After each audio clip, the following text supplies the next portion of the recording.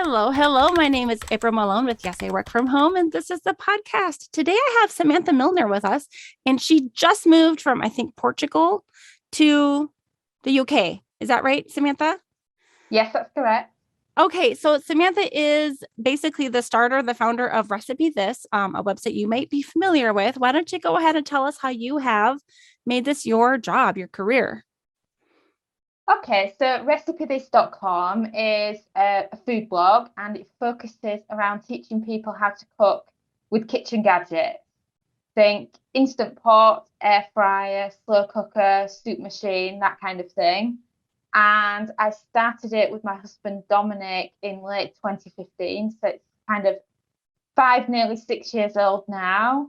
And we started it because we used to do what a lot of people do these days, which is freelance for clients, manage sites for clients, manage people's social media like Pinterest and things. And it was always a hard slog because each day you're starting again and, it wasn't very passive. And we wanted to build our own because we found that quite a lot of the time the clients were not very appreciative of yourself, like when you work for an employer or you're in the corporate world. It felt too corporate and we wanted something that was our own. So we decided to start from scratch and build our own food blog. And thankfully, we had a lot of experience in SEO and social media already. My husband worked for more than 10 years as a chef as well. So it was just the perfect thing to be involved in. I am actually kind of curious because, the Instapot and the air fryer has become such a huge thing, even in the pandemic.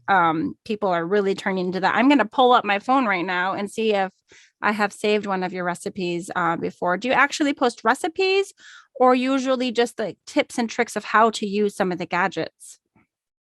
We are mainly recipes, though we do some of the how to and the tips, but we're trying to do more of the how to and the tips. But you end up, oh, I must post this recipe. This recipe is really good. People will love this recipe.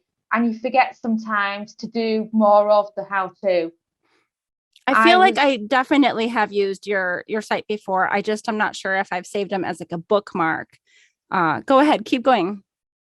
I was looking the other day when I was updating my stats for the year, and I realised that we've already published about 200 recipes so far this year, and we're kind Oh of wow. recording 11th of August, aren't we? And that's like, whoa, I've done 200 already. My target's about 350 for the year, so we're on target. So just about one a day generally, and it sounds like you're ahead. Yes, yes. I do like to do themes every now and again. And I find that the themes can alienate some of my readers. So when I do a theme, I'll actually post twice a day so that I can have a theme running for 30 days as one of the posts a day, and then do my normal content for the second post of the day. And I've found that those have had the biggest growth for me over the years. I don't do them very often because it's very, very time consuming to get two posts out a day, do all the social media for it, do all the newsletter for it, and everything else. But I'm definitely, now I've moved to England and I've got access to more kitchen gadgets, I think I'm going to do a few more of those. But those are the hard work. So Samantha, do you or Sam, I know you go by both. Are you from England or the UK or where are you from? Oh, I'm originally from East Yorkshire in England, Okay. and we moved abroad because when you work from home, you can work anywhere.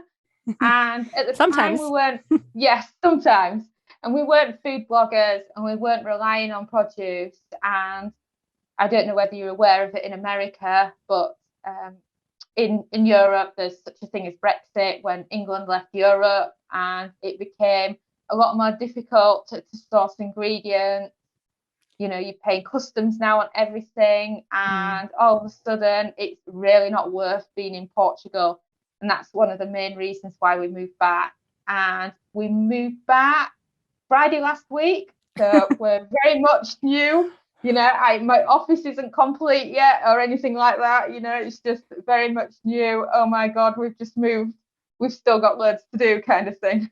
How long were you in Portugal? 13 years. Oh my goodness. Wow. That's a long time. So you were sourcing things still coming from the UK. And then as soon as Brexit happened, it made it more difficult for you to get things in Portugal. So you decided to come back to the UK in order to be closer to all of the things that you were used to. Yes, yes. For example, I'd use the same brand of frozen, not frozen. What am I talking about frozen for? Brown rice. Brown rice. I had my favorite dried brown rice that I used to buy, and dried beans as well. I used to get them shipped from Amazon UK into Portugal, no problem. We did pay a lot in postage for them, but they were very good. And since Brexit, there's nowhere that could does organic, healthy, gluten-free, dried produce like that. We can't get the air fryer brand that we've used for years, because Portugal's air fryers that they're on are the same ones that came out in 2012. They're so behind. So it's just been a lack of produce that we've had and gadgets. And it's like we're getting excited over being able to get fresh parsnips, because you can only get them in Portugal at Christmas. And when you can get them at Christmas, they've been transported from England. So by the time they've got to us, they're 2 or 3 weeks old and they're looking a bit minging, and you just kind of have to peel them and hope they'll taste all right. It's like when you see supermarket fruit and veg and it's past its best, and you're thinking, should I buy it? Can I save it? It's kind of like that. You say you're playing that game every day. Yes. Oh man. So. I use parsnips in one of my soup recipes, and I'd be pretty sad if they were only available at Christmas time. Wow. Me too. It's summer, not exactly parsnip season, and I can't stop eating them because I've missed them so much. I keep putting them in all sorts of strange dishes as well. And my husband will start eating and say, "You put parsnips in this, haven't you?" They're like big white carrots, right? Yeah. So they work kind of like, they work kind of like a carrot would in a lot of things, I guess. When I grew up, they would grate carrots and put them in our Jello. They would try to hide carrots in lots of things. I like that. So you just made this big trip home, and your kids, how old are they? Like, were they raised in Portugal their whole life? Well, our children are age 4, 6, and almost 20. Okay. So my eldest one, he moved to Portugal when he was 6, almost 7. And now our daughter is returning to England at the exact same age as he was when we moved into Portugal, which is really, really strange to have got the age spot on there. Interesting. So and did your 20-year-old come with you home again? he's almost home due to quarantine rules. He's currently in a hotel room at Manchester Airport and hoping to be with us soon. We're picking him up on Saturday, and we haven't seen him since the beginning of July. So it's been 6 weeks. Oh, wow. Without our eldest. So we're very, very excited to see him at the weekend. I'm curious, as you've been going through this big process of moving from one country back to another, have you been working during this time, or were you able to set things up in motion so that they would be, I don't know, scheduled out so that you could just focus on moving? Well, my blog content, I can't remember when we got it all up to date. I think it was kind of mid-June. So by mid-June, I think we were covered until I think about the 3rd of September. It gave us July and August off from writing content. And, it's a blog. It's all about the content and the SEO.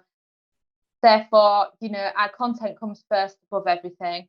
And we needed to make sure that it was going to flow, and there was still going to be new recipes or updated ones going out a minimum of 4 to 5 times a week. And we did that before we left. I think the biggest part of it is actually getting them written up. And my husband schedules them for me in WordPress whilst I write them.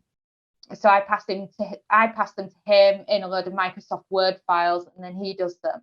And his part of the job wasn't quite done. So while we were in a quarantine cottage in the English countryside, I said to him, "There you go, darling. There's the last of them that haven't quite gone on the site yet." And he finished his job there.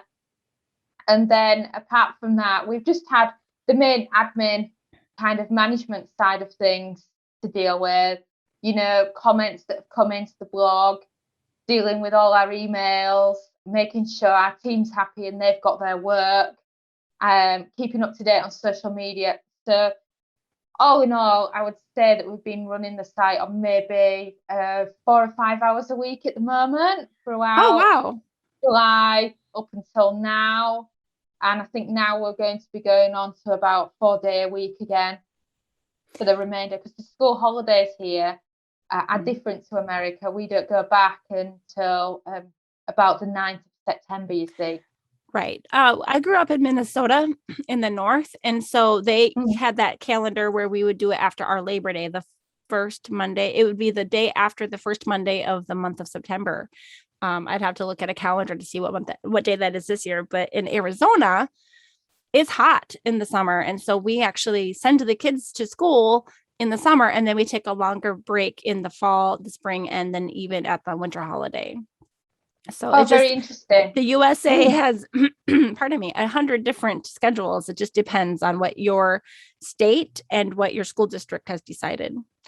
Yeah. Oh, right. I actually thought that they all went back to school mid-August, because there's always somebody moaning at me at this time of year saying, oh, I'm really, really stressed out because school's just about to go back. And I always kind of forget it's their time. And oh, yeah. In Portugal, like parents say, what do I do with my kids for 6 weeks in the summer holidays? In Portugal, they get 12 weeks off for a summer break. They break up. That's what it was like when I was a kid. Go ahead. Yeah. 10th of June till about mid-September, because Portugal is just too hot. Yep. You can't possibly send them to school when it's, I think in your temperature zone, over 100 degrees every day from mid-June right through to late September. And it's just not very productive for them. Yeah. Well, they start even as early as the end of July here. And again, it's too hot, but here everything is air conditioned, because our temperatures can get as hot as like 50 degrees Celsius, 120 degrees. We've seen it like that, but on average about this time of year, it's 110 often. Today we have monsoon season right now, so it's been raining a lot. What about language? Did you all have to learn Portuguese? English is very widely spoken in Portugal. It's a very tourist-led area. If you were in the countryside of Portugal, away from where the tourists are, I think it would probably be essential. But our eldest does speak perfect Portuguese, and Portuguese is his first language because he's been in Portuguese education. Our youngest kids know a fair bit. But myself and my husband, we know enough to be able to go down to a government office and deal with something, or go to the doctors. But I wouldn't say either of us was fluent.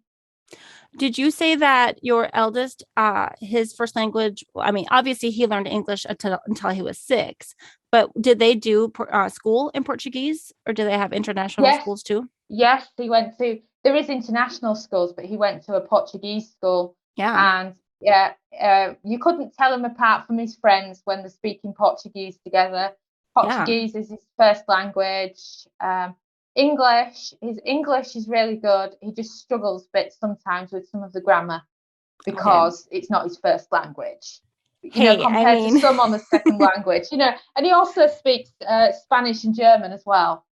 Okay. Yeah, that makes sense. Honestly, even those of us who are native English speakers and even teach English, we still sometimes struggle with the grammar. We do. I'm sure that some of my listeners have probably heard me bumble a few words here.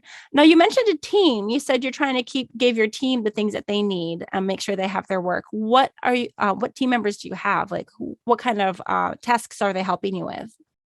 Well, there's myself and my husband and our eldest son, Kyle. And myself, I kind of feel like I'm the office manager sometimes, because I'm the one that's in charge and saying we need to do this, and I'm spreading out the tasks wherever's needed. So I'm the one that's doing the market research. I'm the one that's planning recipes. I'm the one that writes them, takes the photos. And my husband is more the technical. Mm-hmm. I know a lot of women in business, the entrepreneurs, a lot of them, they pay a lot out to technical companies so that if they've got a problem, it's dealt with straight away, and then they don't have to worry about anything, you know, if the site goes down or whatever, or if a Are, plugin on the WordPress needs updating. So I don't have any of that to deal with because my husband does it. He loads the posts onto the site. He does a lot, you know, behind the scenes. He's kind of the IT dude. but he was the chef too. So are you testing Yeah. recipes in your kitchen or are you developing recipes?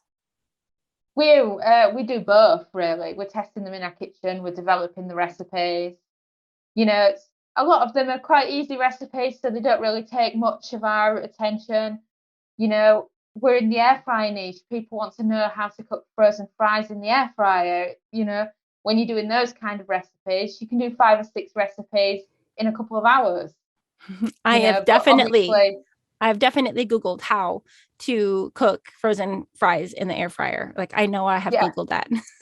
yeah, exactly. Everybody wants that kind of thing. So there's a lot that are quite easy, and our readership, a lot of our readers are over the age of 80. They live on their own, and they don't know how to cook, and they rely on us to give them the easiest of the air fryer recipes.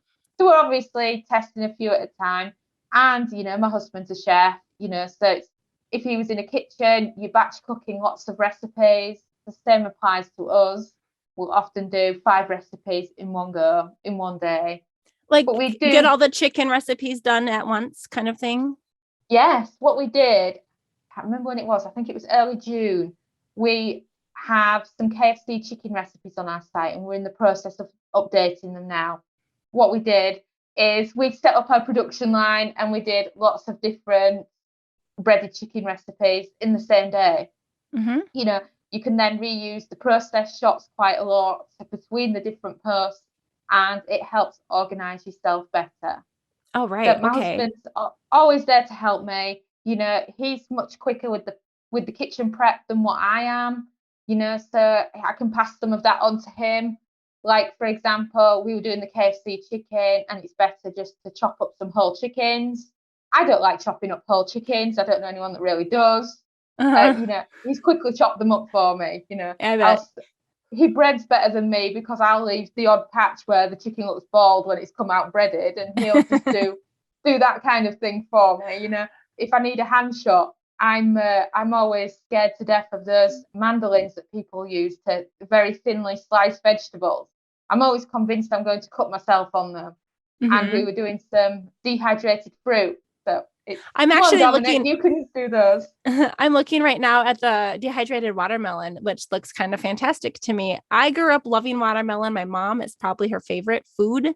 I would say we had it 2 times a day when it was in season in Minnesota, but my husband hates it. So, but my kids like it. I like dehydrated things, but oh my goodness, you'd have to lose a lot to dehydrate watermelon.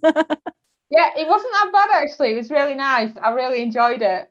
You know, I never grew up with watermelon because England's not hot, you know, and I think the closest I came to learning about watermelon is the scene from Dirty Dancing when she says, I carried a watermelon. That's the only thing I knew about watermelon, you know. And then you move to Portugal and it's like, if you don't eat watermelon, you will die in the summer because the dehydration is that bad, you know. So that's when I got into watermelon. But prior to that, I didn't know anything about watermelon, and I quite like it. That's really interesting. I just assumed that since I grew up with it, everyone did, but I guess it's kind of one of those things. Yeah, that's great. So basically you're not only cooking, but because of SEO, you have to write a blog post. And I know people are like, Yes, you just do. give me the recipe for crying out loud. But I mean, in order to get found on the internet, that SEO requires words, right? Do you want to talk about that a little bit? Yes, yes, it very much does require words. You know, I'm going through and updating a lot of our old content because we've got content from 2016, which was an intro, a very small story, and then the recipe and nothing else. Mm-hmm. Whereas now, today, you know, Google expects you to do 1,000 words for a recipe, which is ridiculous. Yeah. But, you know, I've found that Google does reward you for those posts, and they do like those posts. But what I like And about your site is that you allow people to jump to the recipe because not everyone does. You've got that link that'll say jump to the recipe.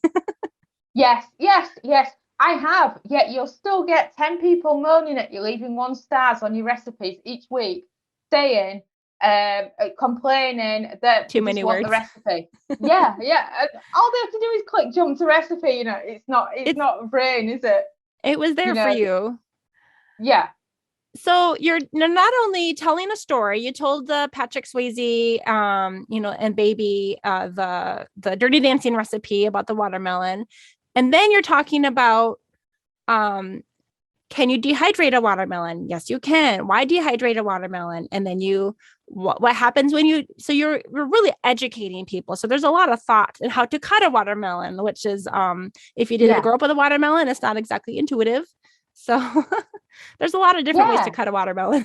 There is, and I've seen many, many tutorials. And watermelon's not something that I'm really that interested in doing that many different ways, because Yeah. in Portugal you just want it chopped into quarters, and you want to go through a full watermelon in a week because Yeah. it's that hot. You need that. We don't have Mhm. aircon, for example.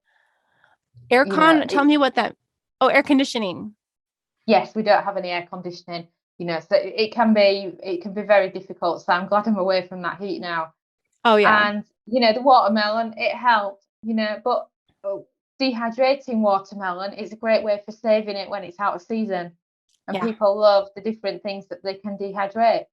And then you said that your husband does the hand shot. So I'm looking at a picture of his hand, I think. Does Yes, you are. Yes, you are.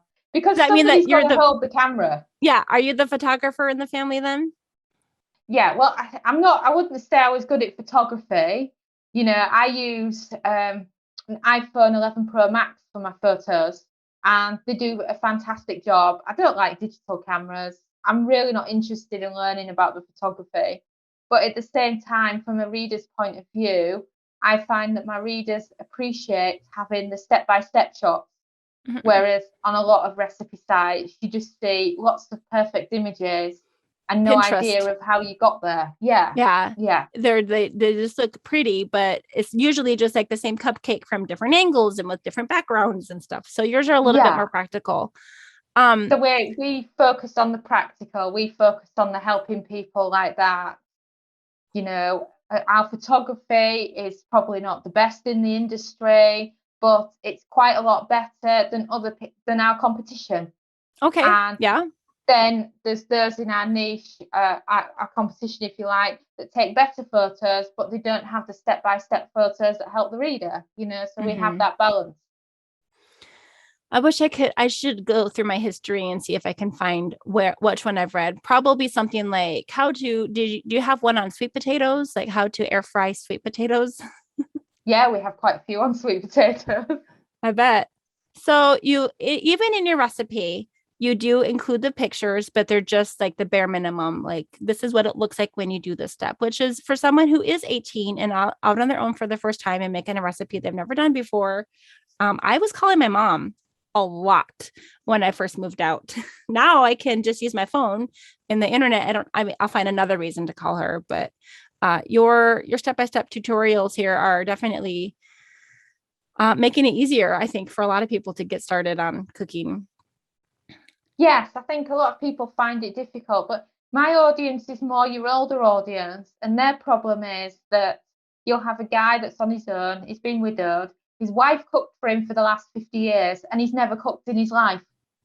And he just Yes. wants something simple that he can eat for dinner. He wants to be able to do a quick pork chop in the air fryer with some veg, some potatoes or something like that. He just wants the simplicity of it.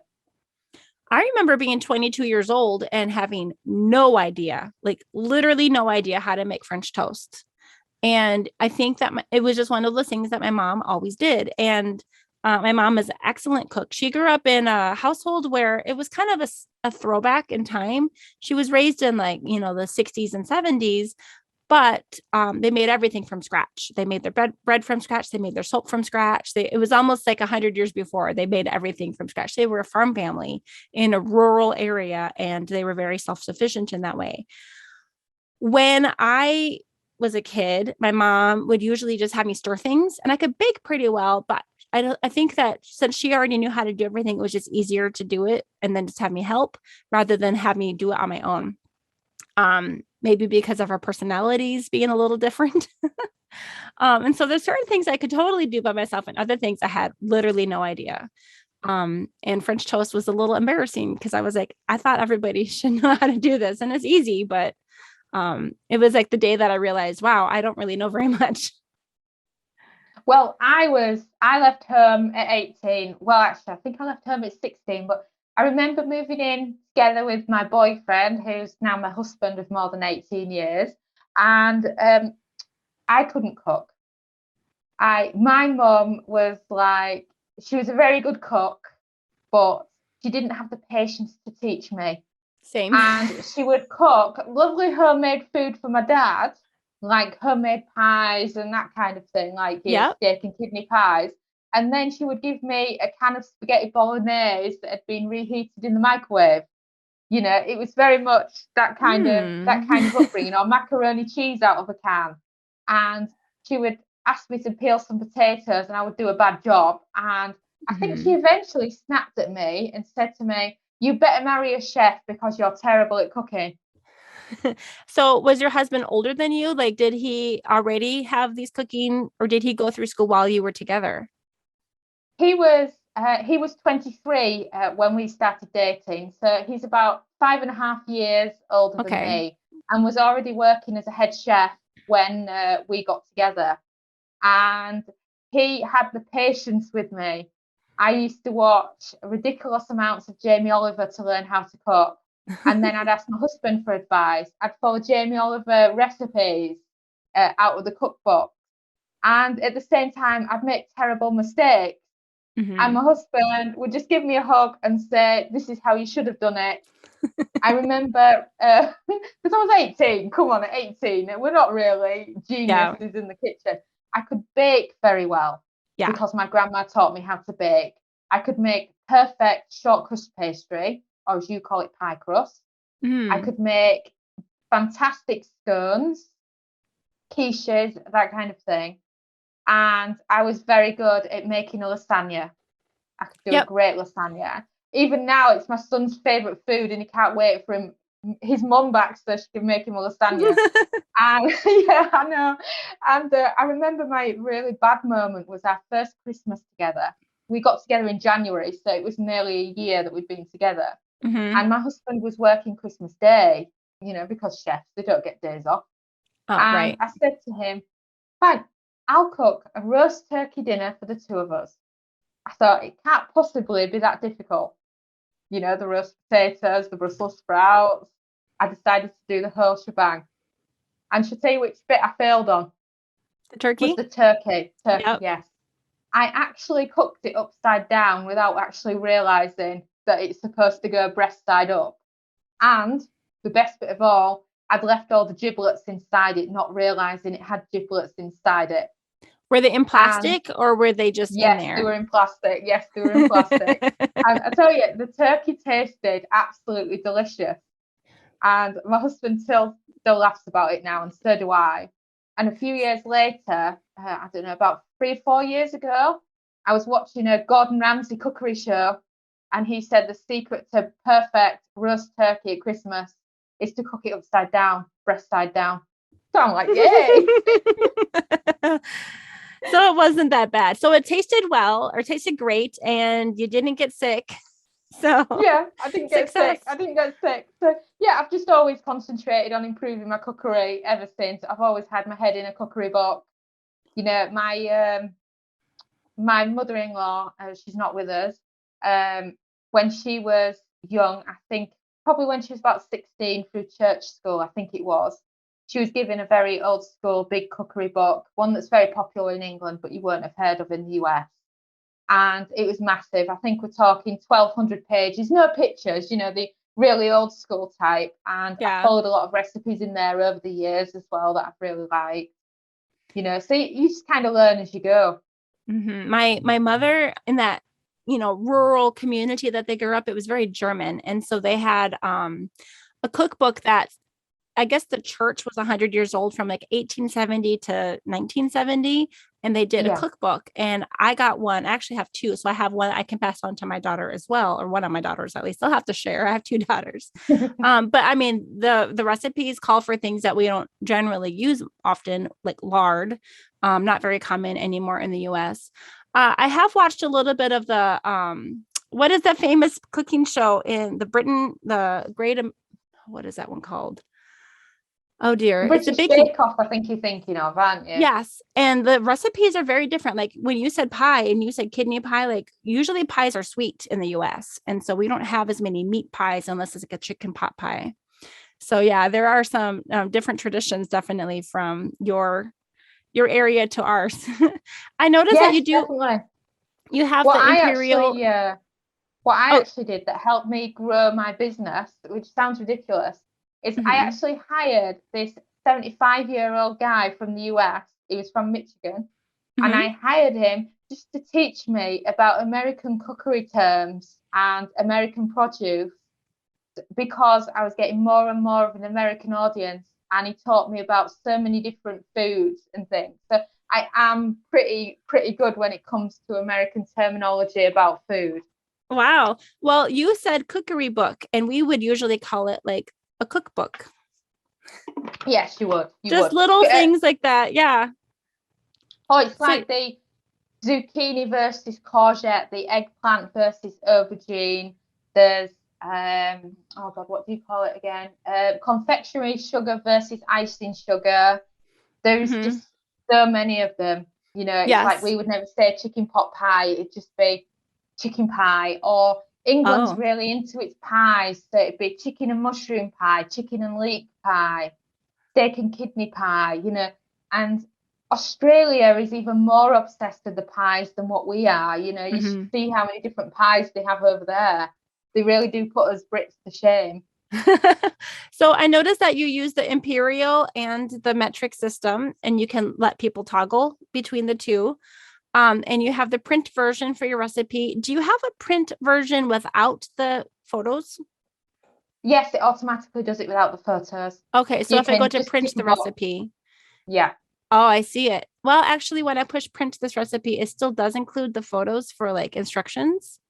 I think if you tick, you've got to tick a box or something like that. I Oh, can't there quite is a remember. box. I can take off the recipe images and even the instruction images, and I can adjust the servings from 2 to Yeah. 4. I can toggle between metrics. So it starts on metric, and I can toggle to imperial. So yeah, you really have thought of everything. And it has the nutrition facts. Um, yeah, wow, great. I Well, guess it's what? probably developed over the course of 6 years. Yeah. Yeah, I think one thing that entrepreneurs get really, really upset about is whenever they get negative comments. I think it's such a big issue for us all. I think we take our work so seriously, and I think we get really, really depressed if we get bad comments. And what I've learned is to use the feedback, and I'm always asking for feedback so that we can improve the system. And I remember when I started Recipe This, I never expected to have an American audience because the air fryer at the time was only popular in England and Germany and a bit of Australia. It really wasn't a worldwide thing. I remember thinking to myself, why isn't it a worldwide thing? You know, they've got their obesity problems over there, just like we have. You know, surely they would want something where they could make healthier food. And I'm assuming it must have been some sort of patent issues that caused it to take so long. So I remember when I first got an American reader that left a negative comment. It was on some fried chicken, and you know we had the measurements. I think it was in milliliters, and he said to me, you know, it was something like, I think the comment's still on there now actually, and he actually put something like, if I'd wanted milliliters, I would have gone to a pharmaceutical company or something sarcastic like that, you know. And you're like, And just, yeah, we didn't have imperial or metric then. oh, I So see. it was Okay. just UK. So it made me realize that we had an American audience and it was time to offer both. So we used that constructive criticism, which was really sarky, I may add, to turn it into something else. And Right. it's like recently I got really badly trolled a few weeks ago on a Facebook group when I shared a recipe for beef tongue.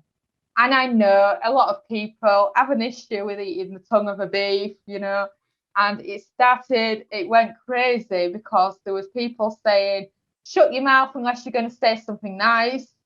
There's those saying, there's just leaving the yuck or sick emoji.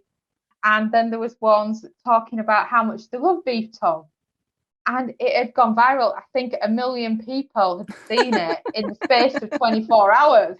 And you know what I took from that? I took from that somebody had messaged me with a really good idea for beef tongue that I hadn't got on the blog.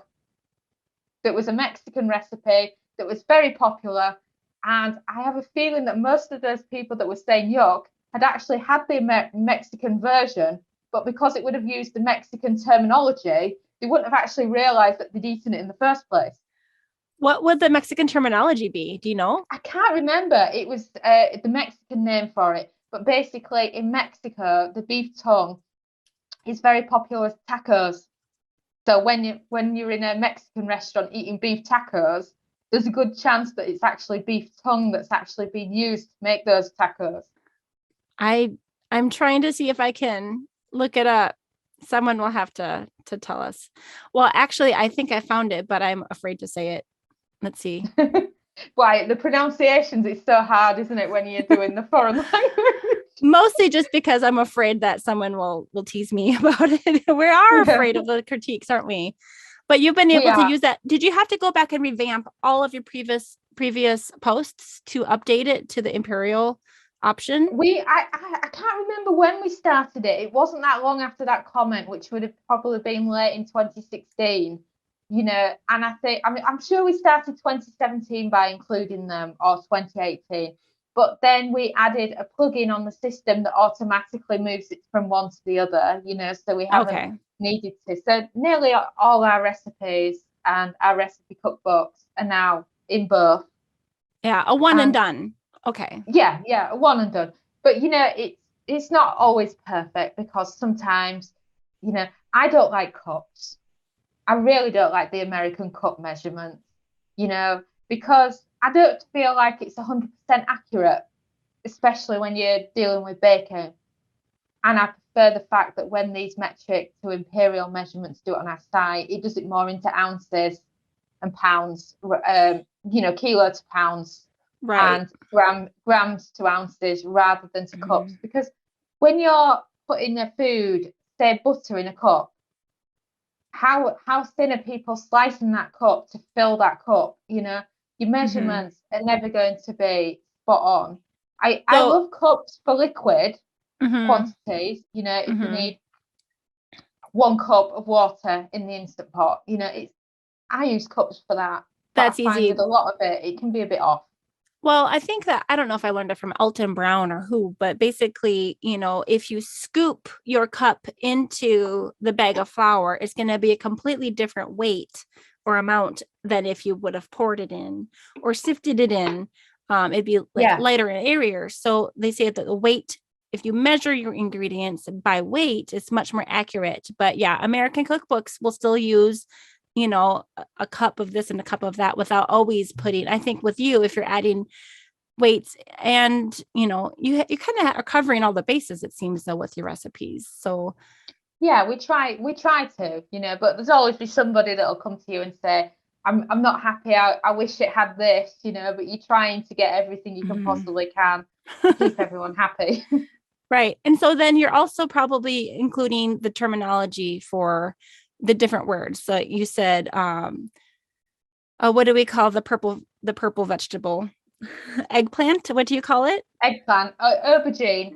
Yes. So do you put both, like otherwise known as eggplant? Yes, I do. But I tend to write more it depends on the recipe, because I'm writing some recipes that are popular for a UK diet that I get quite a lot of requests for. So in those, I don't really have a big emphasis on the American alternatives, because my American readers ain't going to search for them in Google. Okay, right. You don't really want to make the same amount of effort, you know. But if I'm doing a recipe that's more an American audience, I'll always use the American terminology and then put in brackets what it is in the UK. So Okay. I'll write more for the American than I will for the UK, that way around. That For makes sense. example, if I'm doing air fry zucchini burgers, a Brit isn't going to search for zucchini burgers, but I'll put in brackets courgette, so that they each know. And then there's certain slow cooker recipes that are just unknown in America, but you're doing it for Google UK, and then you'll kind of mention what it's about and everything. Like, for example, lamb, it's not very popular in America compared to how popular it is in the UK and in Australia, so you don't really make much of an effort for exchanging it into imperial for those. Did you just say Google UK? Is there like specific Google for the different regions? Because I just know Yes, Google. there is. Yes, there is. There is. You've got google.com, which is your main one. You've Yes, got that's what I know. google.co.uk. You've got google.com.au, which is Australia's, and google.ca, which is obviously Canada. What? Thank you for telling me about this because I as an American, I just didn't know. But it makes sense, especially with the spelling being different. And then the search terms will probably come up with things that are more relevant for your region. Yes, very much so. And, you can rank, from an SEO point of view, you can rank on all of them, but Okay. but whatever you're writing for first is what you're more likely to get the best position for. Or let's say it's a high search volume keyword, you're more likely to be able to rank for it in somewhere like Canada than you are in America. Did you say your son is also working with you and your husband on this business now? What are his roles? Oh, his roles.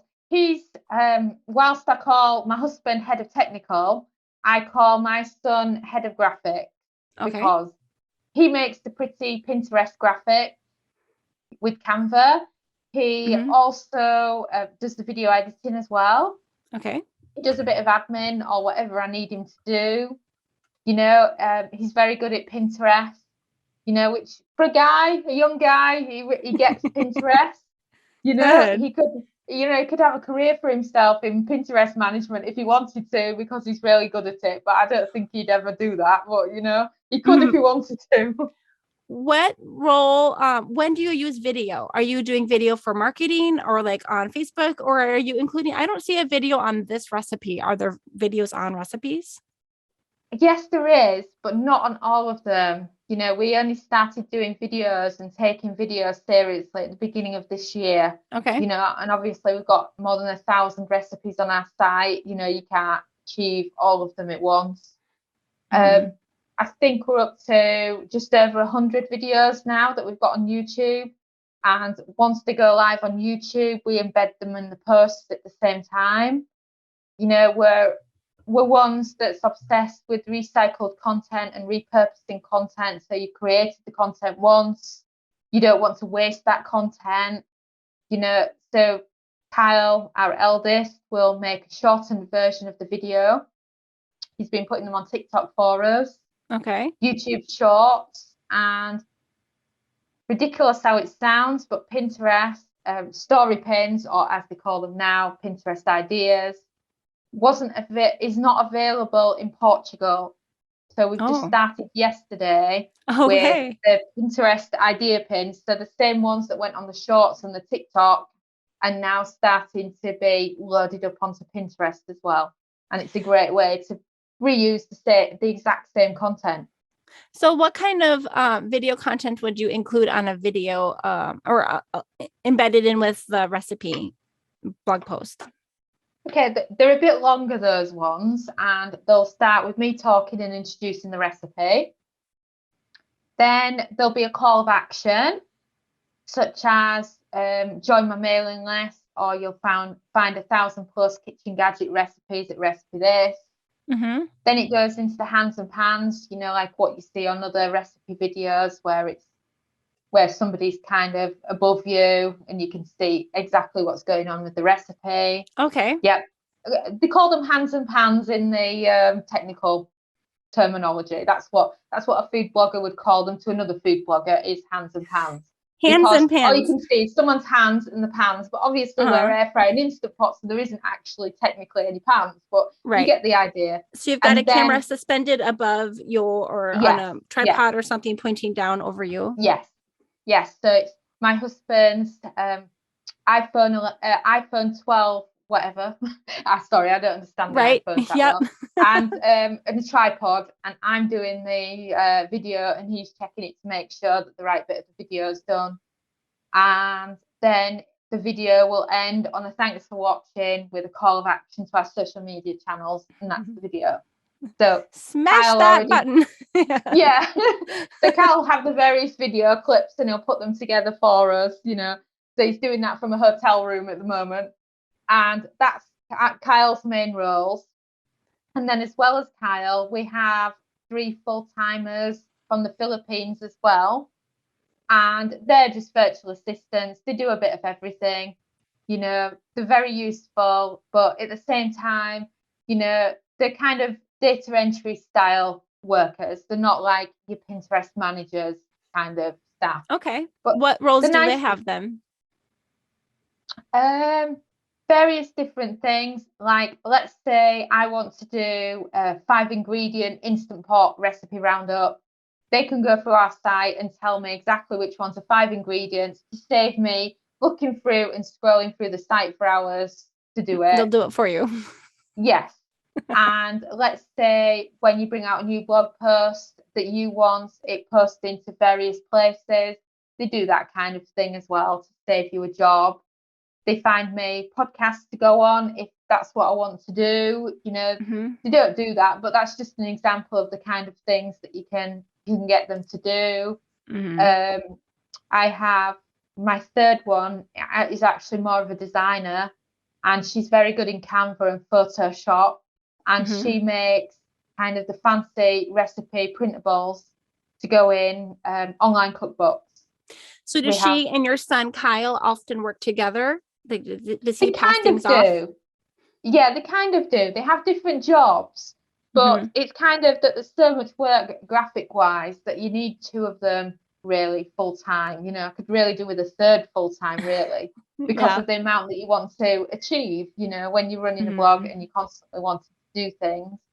For example, Kyle's there doing the videos, and Cleo, she does the really nice thumbnails that you use on YouTube to make your videos look good. Yeah. So she does that. They take time.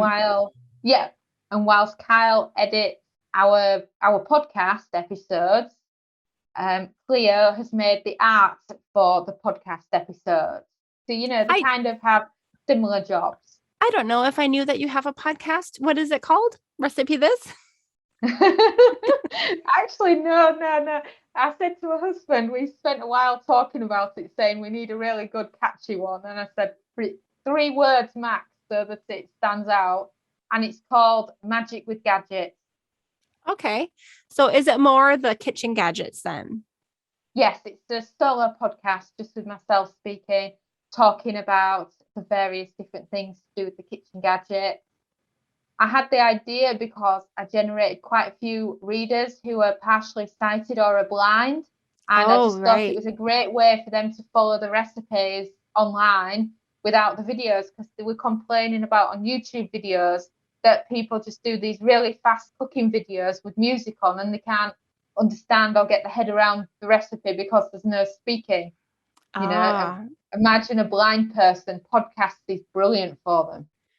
Absolutely. I'm so happy to hear that. And I just noticed that you do have some printables as well that are, I'm assuming, free. So how to convert grams to cups, how to convert metric to imperial. Looks like a nice printable there. And then how to convert any recipe to the air fryer that just came out in September of 2020. I know a million people probably bought an air fryer in the US last year. I don't know the number actually, but with the pandemic, that was one of the big things that people were buying and learning about cooking. So do you think that your blog post about that and your free printable helped push that, or was that a response to people buying air fryers? Well, you talk about how many people are interested in them. I remember looking, and I think it was October last year, 1 million people that month just searched the word air fryer. And that's without all the different terminology that people did. But Yeah. that converts post is actually an update, and it's been on our site a lot longer than that, when people are Okay. actually asking for quick cook times. And I Mm-hmm. found that things like that are a great way to show people how to do it. They can join our newsletter, and we have plenty more of those. And it's always a reminder that I should do more, because somebody's always asking for a certain type, and I'm always thinking, I'm too busy with recipes. I need to make an effort to do more of these for people. I think my husband's parents gave us an air fryer 2 or 3 years ago, but we didn't really use it for the first year. I don't think, I mean, maybe a couple of times, but I think in the past 2 years more, especially the last year and a half, we've definitely been air frying a lot. He loves to make traditional style chicken wings in it and just gobbles them up. That's his favorite. And it's so much, one reason I like the air fryer is because it doesn't stink up the kitchen with the oils. I hated the smell of him frying in the pan with oil, especially if I had been pregnant. Oh, it's just the worst smell. And the air fryer doesn't bother me at all because they're not using all the oil. It smells pretty good, actually. So air frying is just like baked plus grilled and deep fried in one. It is. It is. I think the thing that one of our friends came around earlier, and he's never had an air fryer, and I've told him to wait until I've got another sample one from one of the companies, so then he doesn't have to pay for one, Yeah, yeah. And he said to me, because someone that's never tried one before, and said, "Oh, it's quicker cooking time." And that's all that he'd taken from all the adverts of people talking about them. Mm-hmm. Whereas to me, I find that it's the reduction of the oil and how crispy your food actually is with it. Yeah. And, it's the quicker cooking time, but, it doesn't get as hot, doesn't an air fryer to an oven? It's like I was using an oven today for the first time in ages, and I burnt the food because I'm not used to how hot an oven actually gets. When you Yeah. max out an oven, it's a lot hotter compared to what an air fryer is, so it doesn't take as long to cook something. But, I just love how crispy it makes food with hardly any oil at all. Yeah, it's pretty fabulous. I've sweet potato fries have been my thing that I like the most. My kids have been eating French fries and hash browns, so not always the most healthy choice. But do you do a lot of vegetables as well? Yes, we do. And, you talk about the frozen food as not being healthy, but there's still an improvement for the average family that is putting them in the deep fryer every day. That's like them going from the deep Mm-hmm. fryer to oven baking them. It's still a Yeah, better choice, you know. But of course, yes, you can do the ultra healthy things in there as well. I I find that love. Oh, go ahead. frozen vegetables are absolutely fantastic in there. And the thing about Mm. frozen vegetables to understand is that frozen vegetables, when they are frozen, in the factory, they're at their absolute best and Yep. often in a better condition compared to when you buy fruit and vegetables from a supermarket. They've Mhm. sprayed them with things to keep them in the supermarket for longer. So you can actually do better off frozen vegetables, cooking those. I've heard the same thing about frozen fruits. Like they pick those blueberries and their strawberries at their absolute prime rather than having to transport them for days or weeks. Yeah. Yeah, the Um, same the same rule also applies to tin tomatoes. If you take tin tomatoes, not the ones that have had garlic and other things added, but the mhm, plain diced or chopped or whatever you call them of mhm. there, they are absolutely fantastic because they're picked at their absolute best as well. Right. Okay. So tomatoes would be canned tomatoes in Yeah, canned the US. tomatoes. Yeah, but not the tomato sauce brands, that you Okay. get because they The often put sugar in them and things like that. But actual canned tomatoes are absolutely at the best and perfect for cooking with. Okay, so one of my favorite things that I grill, not grill, what do I do? I roast. I roast some vegetables. My mother-in-law has this recipe and it's just I think it's parsnips, carrots. I want to say Brussels sprouts, maybe broccoli, but not usually. Maybe some small baby potatoes. And we cut them up and we roll them in a little bit of like olive oil and salt. And we lay them across a baking sheet, so like a jelly roll Sheet pan. pan. And we just roast them for, I don't know, 20, 30 minutes or so. And the Brussels sprouts come out so sweet, like they caramelize and they're just amazing. Can I caramelize Brussels sprouts in an air fryer?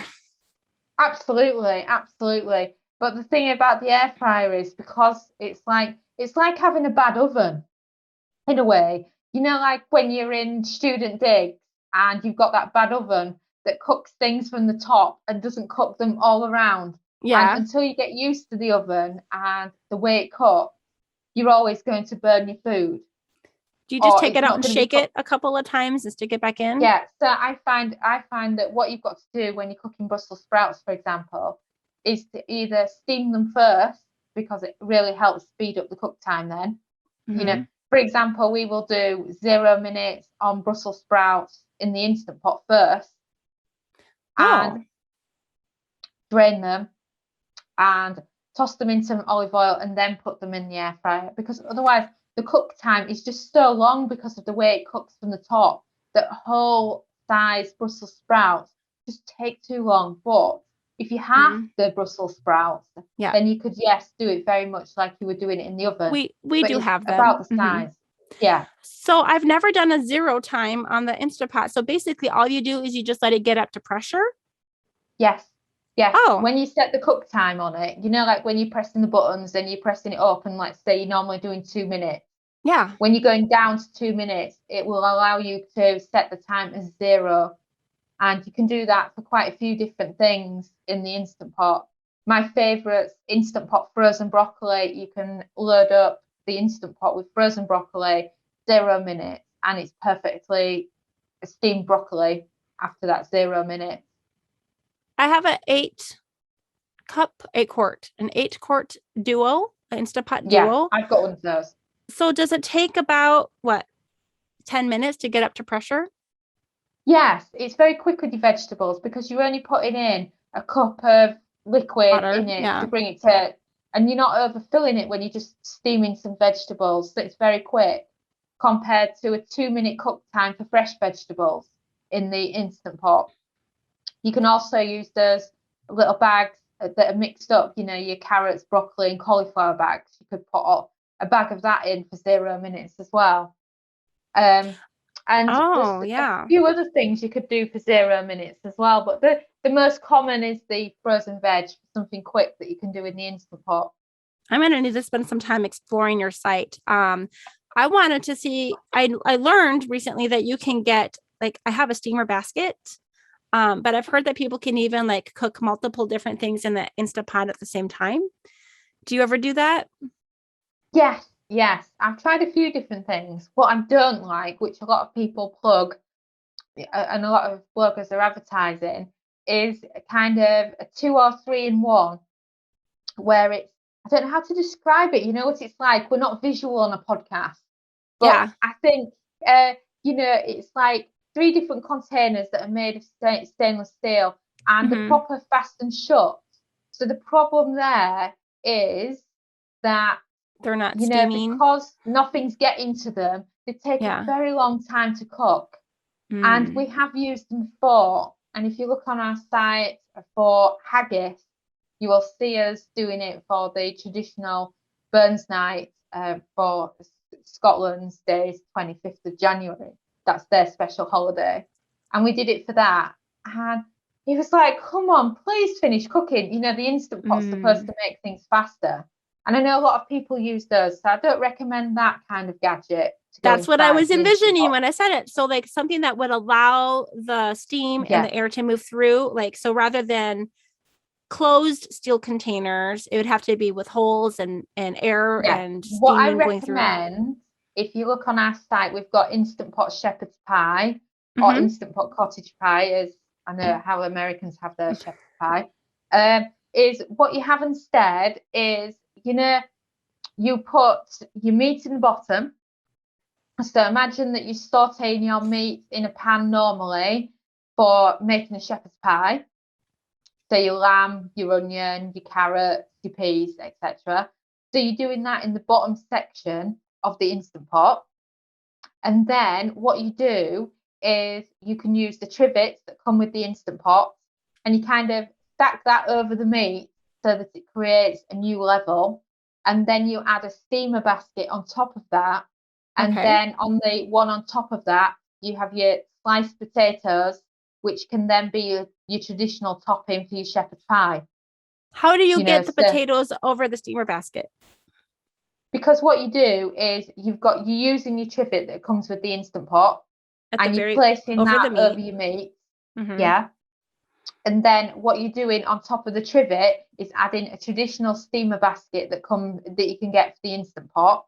Mm-hmm. And then on that traditional steamer basket, you're adding your potatoes. Okay, so into the basket, the potatoes go. Yes. So the potatoes are going into the steamer basket, so that when it's finished cooking, your potatoes are ready to be mashed and your meat below is ready for serving. So it's I like this. A lot less washing up to make a shepherd's pie compared to how many pans that you would normally use. And you can do that with several different recipes. For example, you could do a lamb shank with mashed potatoes in the same way. There's so many different varieties. Popular thing in England is bangers and mash, which is sausages served over mashed potatoes with gravy. So you can do the sausages below and the mashed potatoes on top. And there's so many different recipes that you could do that with, and you could, in fact, use a steamer basket, and the steamer basket could have some potatoes in it, and it could have some vegetables in it if you wanted to do your meat, potato, and veg together. So let me make sure I got that straight. So on the very bottom of the pot, you put the meat straight on the bottom with some liquid? Yes. And see, I think when we made like a pulled pork recipe, that I had the meat directly on the bottom and it was burning, and I'd have to take the whole thing out and scrape the bottom. So you just make sure you have the liquid down first and then put the meat in. Yes. And then you make sure there's enough meat and liquid so that it'll go to pressure without it getting too thick, because if it gets too thick, then it's not going to go to pressure and you are going to burn the bottom of it. I found your shepherd's pie recipe on here. So yeah, that sounds, I will look forward to looking at that, because my husband has been really into shepherd's pie recently. And what is the difference between shepherd's pie and cottage pie, in your opinion? Cottage pie is, I think, what Americans consider shepherd's pie to be, because shepherd's pie is always cooked with lamb. Okay, yes. And we usually just use ground beef or beef. Yes. And cottage pie is made with beef, because the idea is that shepherd's pie, the name shepherd's pie, comes from the shepherds that are tending to their lamb. Of course. Okay. And cottage pie was always what the beef version was called in the old days, when people couldn't afford to eat lamb. That's why the cottage pie came into practice. Let's change gears and just talk a little bit about you working from home. So you just moved from Portugal to a new place. Do you have an office where everybody works together, or is everyone just working in different parts of the house? How does this work? We're not fully set up yet, because we've just moved in. We're working on furniture and things. And Kyle's in the hotel. Yes, Kyle's in the hotel. He's enjoying that because he's at the airport, and he's getting his breakfast and dinner served to his door. So he's getting think of all your restaurant classics, and they're all being delivered to his door. So, nice. But I think he's had enough of burgers and chips every night, and sticky toffee pudding and that kind of thing, or the brownies and ice cream. Well, at the moment, the long-term plan is that we've got a very small bedroom upstairs, and it's big enough for a bookcase, one desk, and maybe a bit of shelving. So that's going to be used for when we're recording podcasts. That's where I am right now. Okay. And it would be good I want to do some YouTube videos where my face is on the screen. Mm-hmm. And then you can eventually get a nice background going so that it would be great for that. And then as well as that, we've got what they call in England a conservatory. I know they don't have them in America, but the kind of rooms that are often off the dining room or the kitchen, and they've got a glass roof and they've got like windows all the way around them, and they're just like kind of like an extra room, like a bit like a sunroom, but it's still attached to the house. Yeah, like a little greenhouse right there. Yeah. So we've got that, and it's big enough to be able to stick a couple of office desks in there. So that'll be where myself and Dominic will work during the day when the kids are at school. And we've got the furniture coming for that tomorrow. So it's things are slowly coming together. And then your kitchen obviously is like the main event, right? Yes, it is. And we've always had really, really small, terrible kitchens for cooking in. And this one is absolutely huge. Oh, and it's wonderful. like I haven't filled all the kitchen cupboards yet. It's just so big. And that's next to our conservatory. So that means that we don't have to go far between working in the kitchen and then what's going to be our office. So what you're saying is that even if you have a small kind of crappy kitchen, you could still have a very successful recipe blog if you were so inclined. Yes. Or a good example is the YouTubers. There's a lot of YouTubers from India that live in the slums of Mumbai, and they've got some of the smallest, ugliest, tiniest apartments that you've ever seen. And you see their beautiful videos of their food, and sometimes you'll see them doing the intro, because it's all the thing about having your face on the video. So they'll do their intro on a balcony, and they'll do the behind the scenes and show you what their kitchen is actually like, and you just cannot believe it's the same kitchen.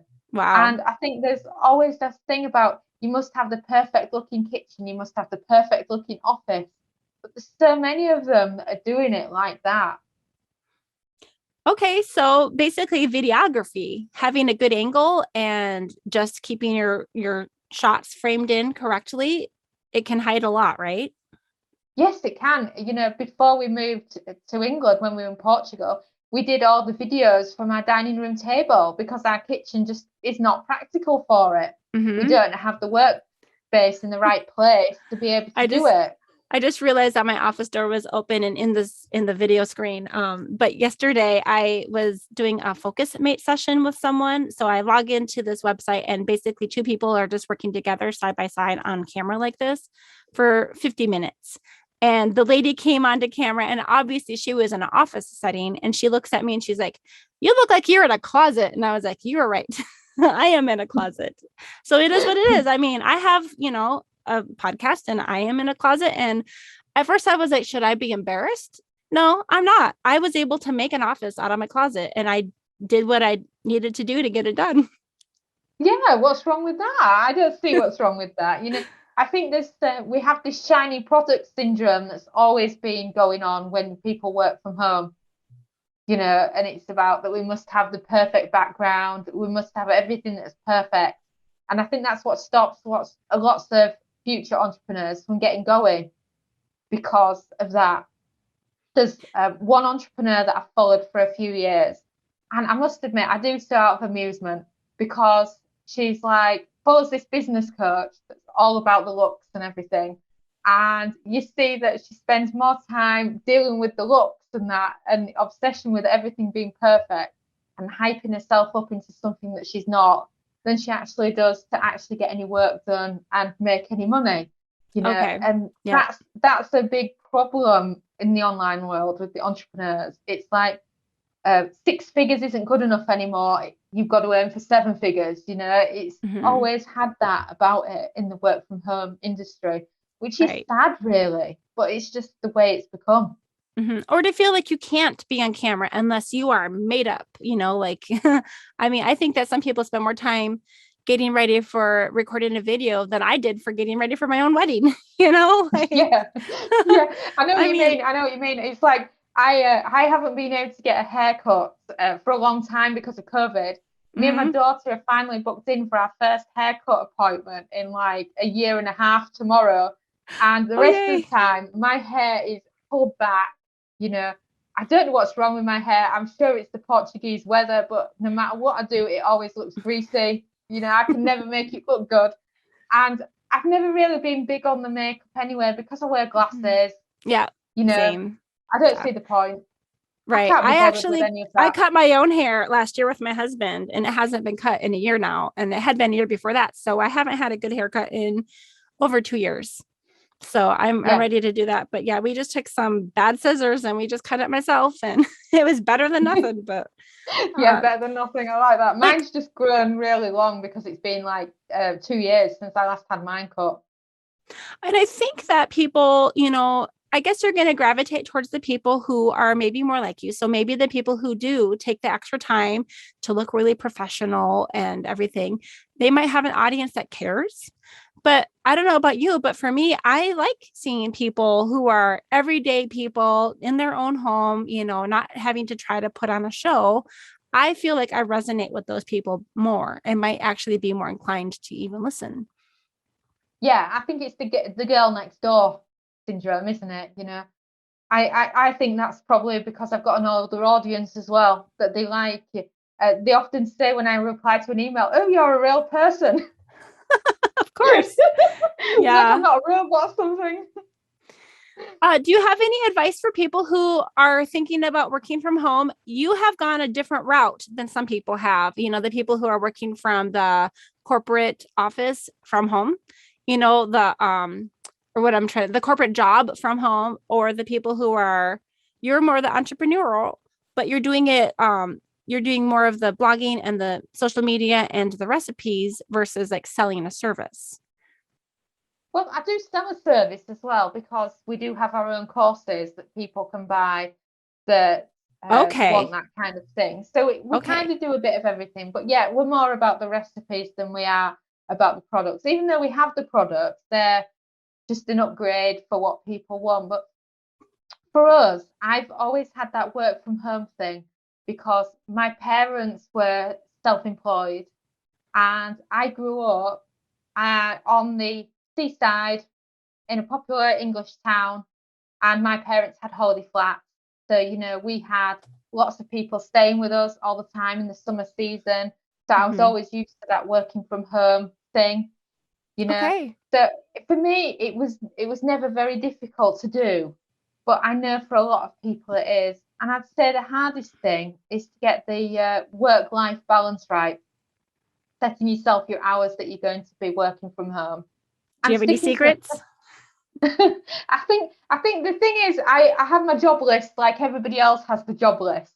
But I always say because there's two of us working and we've got kids, if it's school holidays, what we tend to do is we take it in turns for work days. So when the kids were really small, I'd say this is my week's work. Next week it's Dominic's, and I would do Monday to Friday, sometimes Monday to Sunday even to get my stuff done, and then it'd be his turn. So that I think the focus thing is the most important thing that I think people struggle with. It's the organized, they get sidetracked. You say there's one entrepreneur come blogger that I know, and her business has gone downhill. And it's because she spends too much time searching and watching people on Pinterest and Facebook and things when she should be focused and working. So if you have your phone turned off while you're working, you only look at your Facebook notifications on your lunch break. Mm-hmm. I don't look at them at all during the day. I just look at them on a night. It's Okay. that kind of thing that can help you get more and more work done during the day so that Mm-hmm. you feel like you've achieved something. So you've been doing this basically your 6-year-old their whole life, right? Yeah. And you've had little kids around.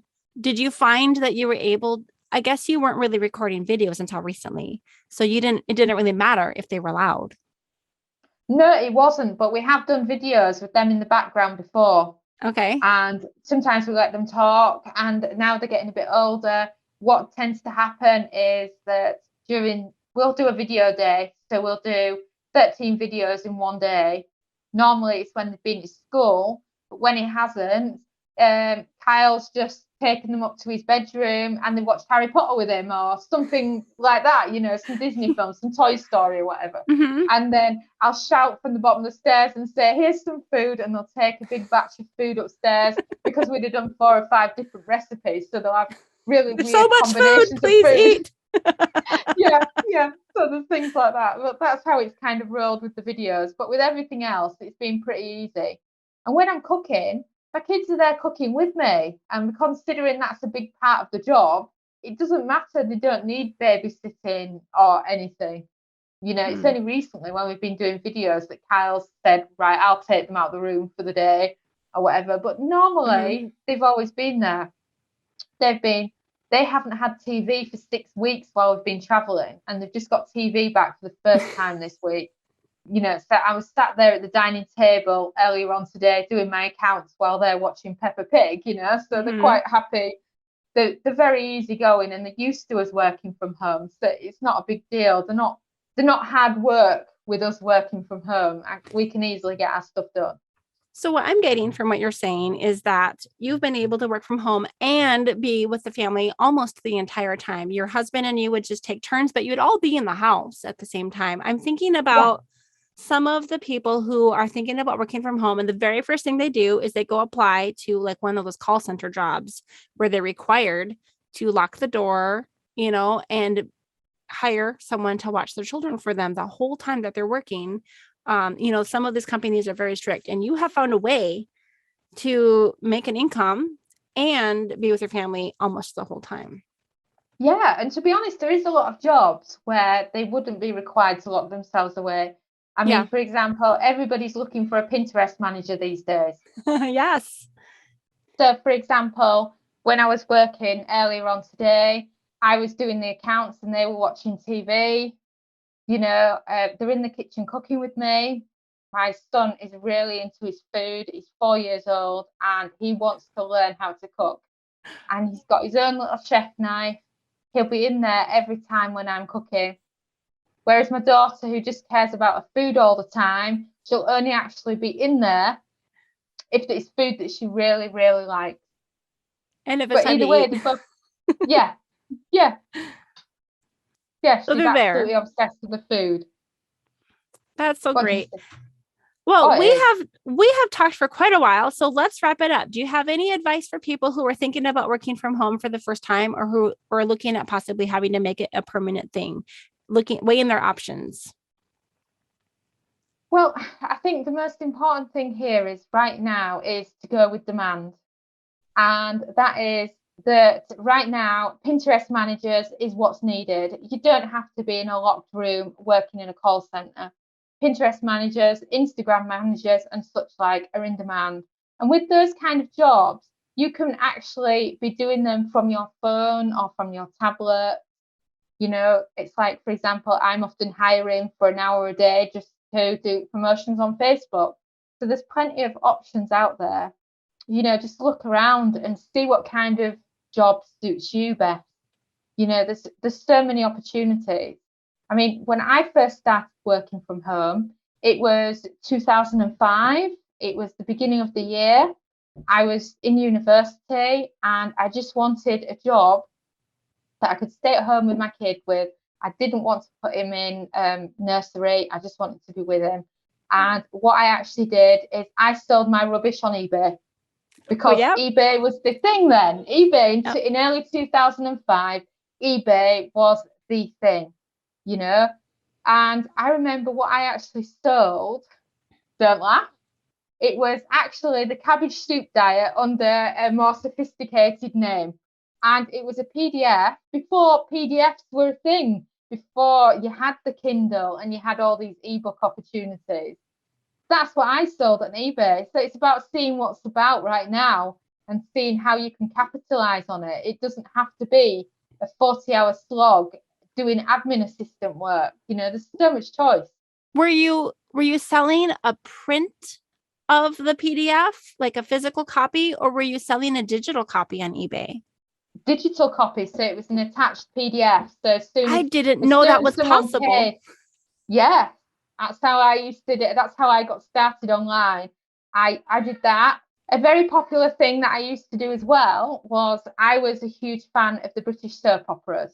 They're not a thing in America, but they were as popular as what Friends is popular to you, in other words. And they were a lot better than Days of Our Lives, put it that way. And I had loads of the old videos still. So what I used to do is people wanted these old episodes because you didn't have catch-up TV like you have now.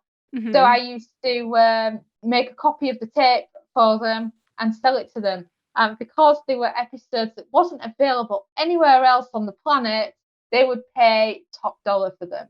And you'd end up with bidding wars on eBay for them. Were you breaking any laws doing that? Probably.